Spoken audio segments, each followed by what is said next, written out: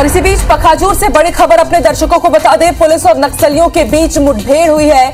गढ़चिरौली इलाके में जो मुठभेड़ हुई है उसमें बड़ी सफलता मिली है सुरक्षा बलों को। 12 नक्सली ढेर किए गए हैं और सभी नक्सलियों के शव बरामद हुए हैं। और न सिर्फ नक्सलियों को मार गिराया गया है बल्कि मौके से हथियार भी बरामद हुए हैं। मुठभेड़ में 2 जवान भी घायल हुए थे। दोनों घायल जवानों की हालत खतरे से बाहर है। उन्हें तुरंत एयरलिफ्ट कर लिया गया था इलाज के लिए उन्हें। और अब आप देखिए एक और ये बड़ा अपडेट आपको बता दें कि मुठभेड़ में 1 या 2 नहीं 12 नक्सलियों को सुरक्षा बलों ने मार गिराया है और इसके साथ नक्सली सामान भी यहां से बरामद किया गया है। तो एयरलिफ्ट की तस्वीर भी हम आपको दिखा रहे हैं और बड़ी सफलता सुरक्षा बलों को, क्योंकि 12 नक्सलियों को मार गिराया गया है। इससे पहले हमने आपको जानकारी दी थी कि जो मुठभेड़ हुई जो कि करीब 4 से 5 घंटे तक चली, उसमें हमारे 2 जवान घायल हुए थे जिन्होंने पूरा मोर्चा संभाला। एक जो एसआई घायल हुए थे, उनके घायल होने के बाद दूसरे जवान ने डट करके वहां पर मोर्चा संभाला। और अब आप देखिए उनके मोर्चा संभालने का ये नतीजा रहा कि 12 नक्सलियों को मार गिराया गया है। मुठभेड़ में 12 नक्सली ढेर हुए हैं और इसके साथ आपको ये भी जानकारी दे दें कि कुछ नक्सली सामान भी बरामद हुआ है। और अच्छी बात यह भी है कि जो 2 घायल जवान थे अब उनकी हालत खतरे से बाहर है। गढ़चिरौली इलाका ये महाराष्ट्र की बाउंड्री है, छत्तीसगढ़ की बाउंड्री है और यहाँ पर अमूमन इसी तरह का नक्सल मूवमेंट रहता है। और इस बार इनपुट्स मिले, उसके बाद टीम पहुंची और टीम ने देखिए एक बड़ी कार्रवाई करते हुए 12 नक्सलियों को मार गिराया है। अमिताभ भट्टाचार्य हमारे साथ जुड़ चुके हैं। अमिताभ, बेहद बड़ी सफलता, 12 नक्सलियों को ढेर कर दिया गया है और क्या अपडेट है?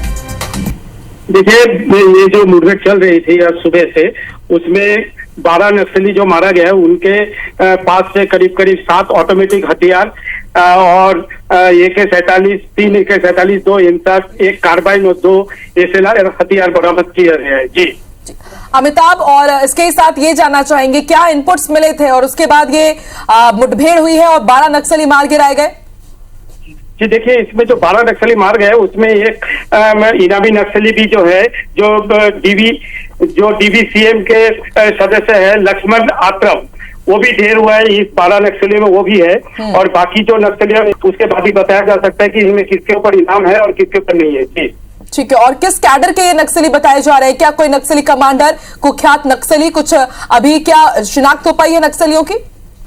सबकी तो अभी तक शिनाख्त नहीं हो पाई है। एक ही का हुआ है जो लक्ष्मण आत्र है DVCM से, और बाकियों का शिनाख्त हो रही है। उसके बाद ही ये पता चलेगा इसमें कौन कौन है और बाकी नक्सली। अमिताभ, जैसा कि आप बता रहे हैं कि गढ़चिरौली में मुठभेड़ हुई है, लेकिन वो पर्टिकुलर एरिया किस इलाके में हुई है गढ़चिरौली की? क्या इसकी कुछ जानकारी और क्या नक्सलियों के शवों को बाहर ले आया गया है? देखिए, गढ़चिरौली का एक थाना है जाड़ाबंडी के अंदर घने जंगल है, जहाँ पे उस जंगल का छीन भट्टी का नाम से इलाका जाना जाता है, जहाँ पे ये मुठभेड़ हुआ है। जी ठीक है, और अमिताभ इसके साथ ही ये भी जानना चाहेंगे क्या दैनिक सामग्री, कुछ इस तरह के पर्चे वगैरह भी बरामद हुए हैं? कुछ दैनिक सामग्री जो बरामद हुआ है उसका अभी तक क्या क्या सामग्री मिला है वो अभी तक पहुंच नहीं पाया है मुख्यालय। वो आने के बाद ही पता चलेगा उसमें दैनिक सामग्री में क्या क्या सामान है। जी, और 2 जवानों के घायल होने की भी सूचना थी। अब उनकी हालत तो खतरे के बाहर है, लेकिन जो दूसरे जवान थे जिन्होंने इस पूरे ये जो एक बेहद अच्छी खबर आई सामने, 12 नक्सलियों को मार गिराया गया है, क्या वो सभी वापस आ चुके हैं, सभी सुरक्षित? जी, सभी अभी सुरक्षित है। 2 ही जवान जो घायल हुए थे, एक इंस्पेक्टर थे, उन्हें ये एयरलिफ्ट करके नागपुर ले जाया गया है और एक जो है जवान है वो लोकल उसका ट्रीटमेंट करके छोड़ दिया गया है। जी ठीक है, और आलोक शर्मा भी हमारे साथ संवाददाता जुड़ चुके हैं। आलोक, बताइए आपके पास क्या अपडेट है? 12 नक्सलियों को मार गिराया गया है। जी बिल्कुल, इसमें महाराष्ट्र पुलिस की C60 टीम को काफी बड़ी सफलता मिली है। आपको बता दूं कि सूचना थी कि 10 बजे के आसपास गढ़चिरौली के वडोली जो कि छत्तीसगढ़ सीमा से लगा हुआ है वंडोली, वहाँ के जंगल में 12 से 15 नक्सल वहाँ पे नक्सली जो है मौजूद है। इसकी सूचना के बाद C60 की टीम निकली थी और वहाँ पे लगभग 12 बजे के आसपास एनकाउंटर हुआ। एनकाउंटर लगभग 1 घंटे तक चला, दोनों तरफ से गोलीबारी हुई और उसके बाद C60 को हावी होते देखकर नक्सली वहाँ जो फरार हो गए। और उसके बाद जो सर्चिंग में बहुत बड़ी सफलता मिली। 12 नक्सलियों के शव बरामद हुए हैं। इसमें तो DVCM लक्ष्मण अटरम है, विशाल अटरम है, ये सब टीपागढ़ दलम के जो बड़े नेता है, बड़े नक्सली है, वो उनके शव बरामद हुए हैं। और आलोक, क्या ये आंकड़ा बढ़ भी सकता है? आधिकारिक पुष्टि इसकी हो चुकी है क्या, कि या फिर ये माना जाए कि डेथ टोल शायद अभी और बढ़े 12 नक्सलियों से भी ज्यादा? जी, इसमें और भी शव बरामद होने की बिल्कुल संभावना है। इसको देखते हुए सर्चिंग लगातार अभी भी जारी है। 7 ऑटोमेटिक वेपन्स बरामद हुए और सबसे बड़ी बात ये वहां के उप मुख्यमंत्री देवेंद्र फडणवीस ने 360 के कमांडोज के लिए 51 लाख रुपए के इनाम की घोषणा भी की है। जी ठीक है, ये बेहद अच्छी खबर आपने बताई है कि वो जवान जिन्होंने इस पूरे ऑपरेशन को अंजाम दिया है 51 लाख रुपए उन्हें अब इनाम के तौर पर दिए जाएंगे। और आपसे ये भी जानना चाहेंगे आलोक, एक बैकअप पार्टी भी भेजी गई थी जब जवान घायल हुए थे, हालांकि अब अच्छी बात यह है कि वो खतरे से बाहर है, तो वो बैकअप पार्टी के वापस आ चुकी है इस ऑपरेशन को अंजाम देने के बाद? जी, बैकअप पार्टी भी वहां से लौट रही है। 12 नक्सलियों के शव साथ में लेकर आ रही है और वो जो एक 360 का जवान और एक स्थानीय पुलिस का जवान दोनों घायल हुए थे, दोनों ही घायलों को भिजवाया गया और बताया जा रहा है कि वहाँ इलाज जारी है और खतरे से बाहर है दोनों ही। जी ठीक है, और इसके साथ ये भी आपसे समझना चाहेंगे आलोक की लगातार इस तरह के इनपुट्स मिलते आए हैं, क्या इसके अलावा क्या किसी बड़ी गतिविधि को ये लोग अंजाम देने के लिए वहां पर, किसी घटना को अंजाम देने के लिए वहां पर वो लोग जुटे हुए थे?